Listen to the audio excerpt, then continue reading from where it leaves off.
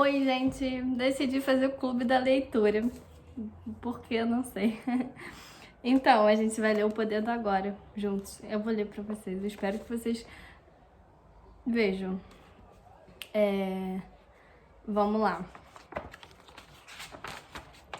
O Poder do Agora é um guia para o crescimento espiritual. Vou pular o prefácio, depois vocês busquem na internet. Vou pular o prólogo.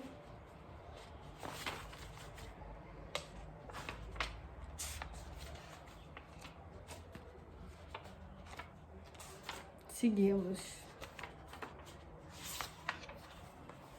Introdução. A origem deste livro. Não me interesso muito pelo passado e raramente penso nele. No entanto, gostaria de lhe falar sucintamente sobre como me tornei mestre espiritual e como este livro veio a lume. Até os meus 30 anos, vivi num estado de quase permanente ansiedade, intercalada por períodos de depressão suicida. Presentemente, é como se lhe estivesse a falar de uma vida passada ou da vida de uma outra pessoa. Uma noite, pouco depois de ter feito 29 anos, acordei de madrugada com uma sensação de absoluto terror. Já anteriormente tinha acordado muitas vezes com uma sensação semelhante, só que desta vez era muito mais intensa. O silêncio da noite, os vagos contornos dos móveis na escuridão do quarto, o ruído distante de um comboio, tudo parecia tão estranho, tão hostil e tão completamente sem sentido que gerou em mim um profundo ódio pelo mundo.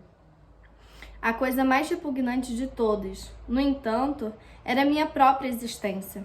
Que razão tinha eu para continuar a viver com este fardo de infelicidade? Por que continuar com esta luta constante? Sentia que um profundo anseio pela aniquilação, pela não existência, estava agora a tornar-se muito mais forte do que o desejo instintivo de continuar a viver.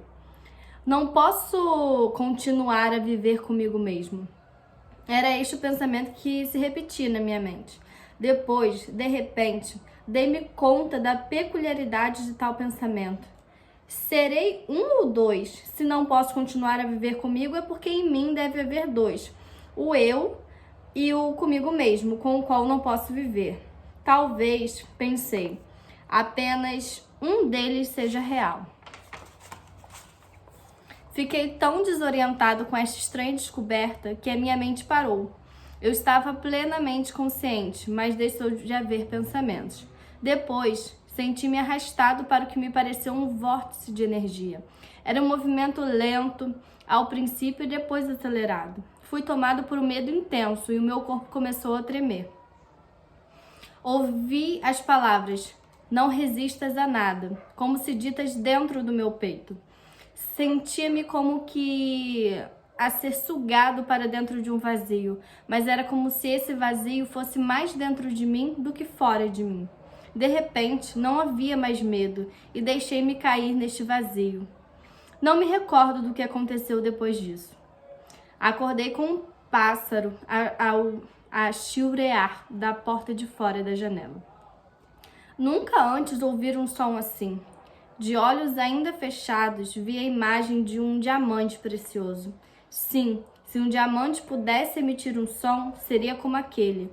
Abri os olhos. A luz da manhã projetava alguns raios através das cortinas.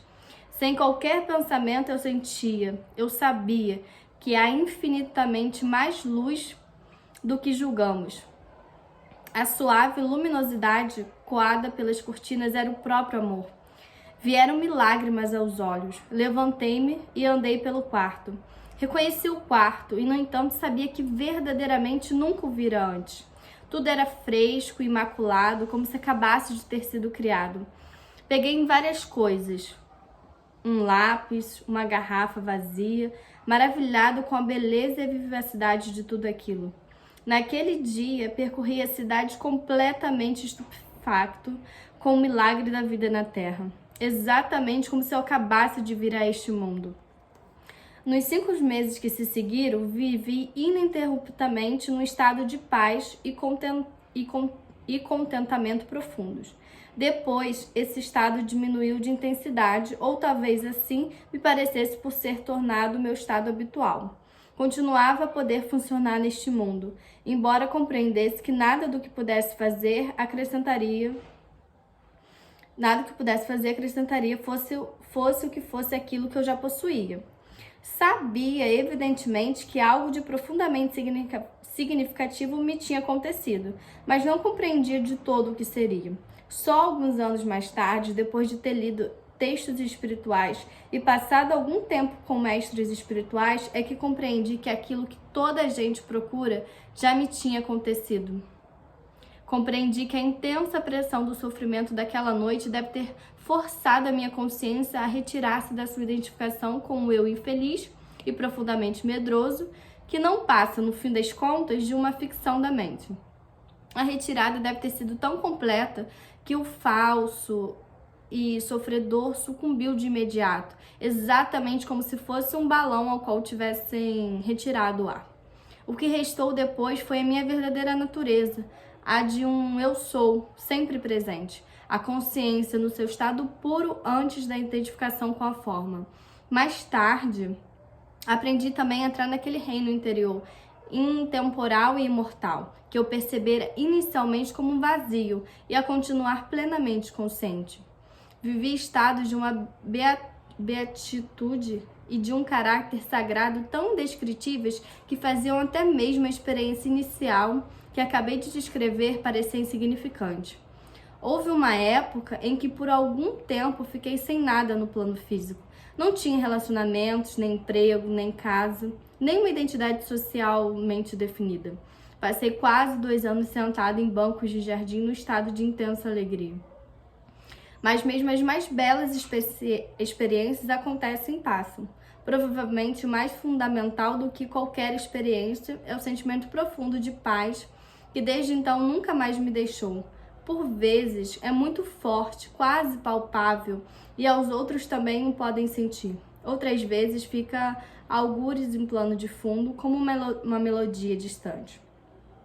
Mais tarde, as pessoas vinham ocasionalmente ter comigo e diziam: quero isso que você possui, pode dar-nos ou mostrar-me como obtê-lo?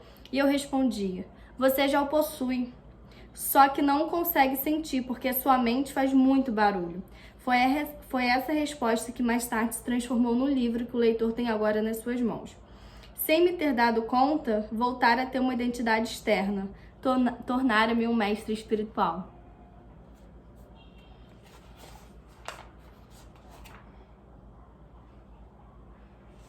É isso. Li, o primeiro tópico da introdução e aí a gente vê se a gente continua. É um livro muito bom e fala do momento presente e acho que ajuda nesse momento que a gente está vivendo de tantas incertezas e medos e preocupações e que nos levam à ansiedade, a frustrações e momentos depressivos e coisas que não fazem bem ao nosso corpo, mente e alma. E é isso.